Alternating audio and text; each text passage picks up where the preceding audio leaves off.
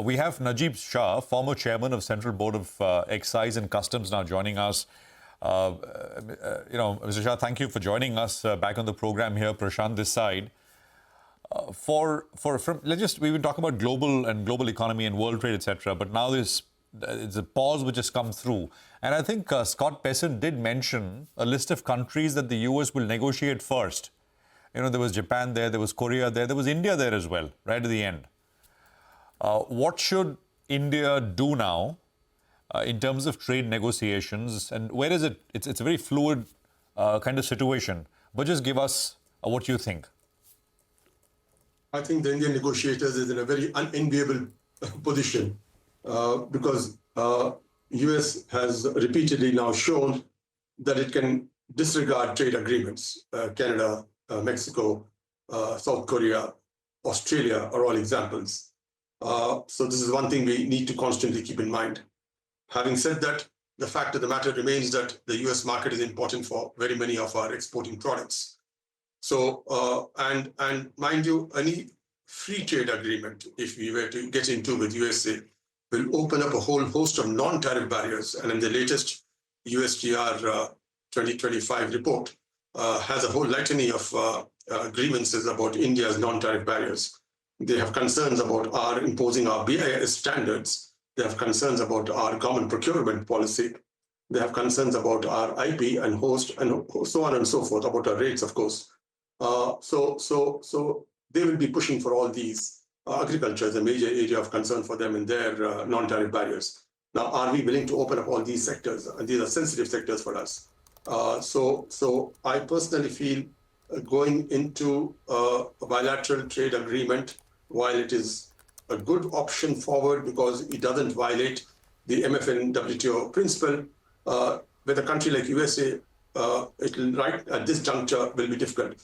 We need to identify products. The EU has done that, identified products where it feels it can reduce its tariffs and work towards convincing US that this is the markets you wanted. We are reducing the tariffs there, and we'll take it forward from there. The bilateral trade agreement itself will follow all these things. But remember, when we reduce the tariffs, it has to be MFN. It should not be US specific.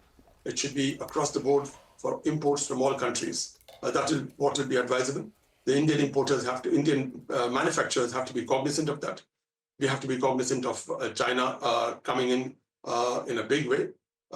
Again, you should not forget that China is the #1 country as far as all our safeguards and anti-dumping duties are concerned.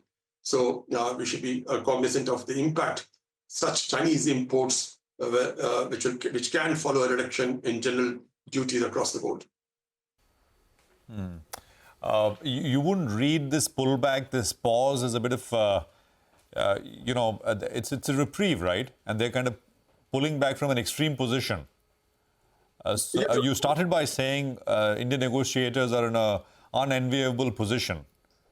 But in a way, US has kind of given in. I mean, they're not saying 26% now.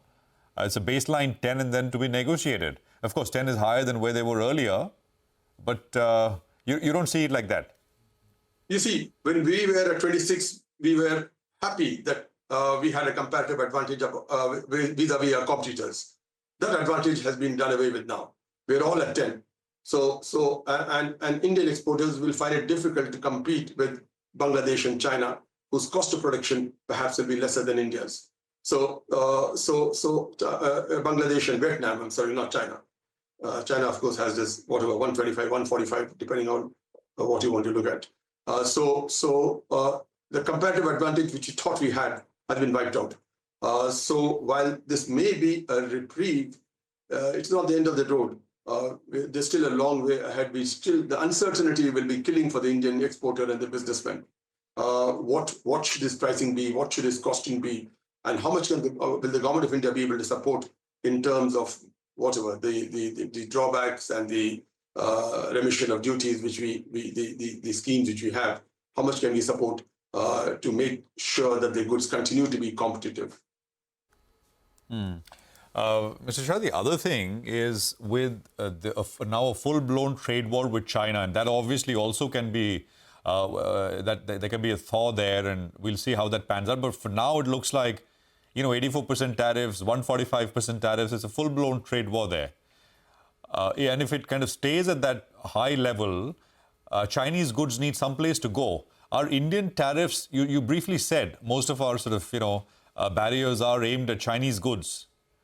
Do you think across industries it's sufficiently high, or we'll need to be on guard there as well in terms of second-order impact because of US and China? We will need to be on guard. China has historically been should I say, found to be depressing the cost of the products, which is why anti-dumping and safeguards have kicked in.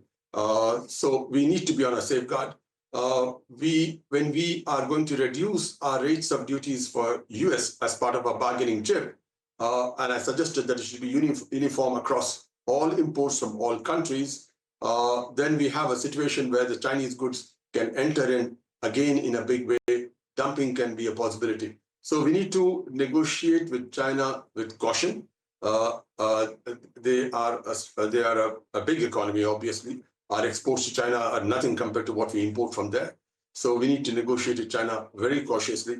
Again, if you remember, that was one of the reasons we stepped back from RCEP, the large-scale treaty agreement, which is across ASEAN countries, Australia, New Zealand, and China, simply because of the fear of what Chinese goods how they can exploit the trade agreement if such a trade agreement was there.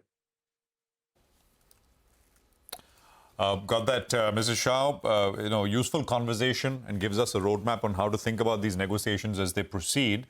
Really appreciate you coming on this morning on CNBC TV 18. Thank you for your time, sir. Appreciate it. Thank you very much. Thank you. Thank you. I think just a quick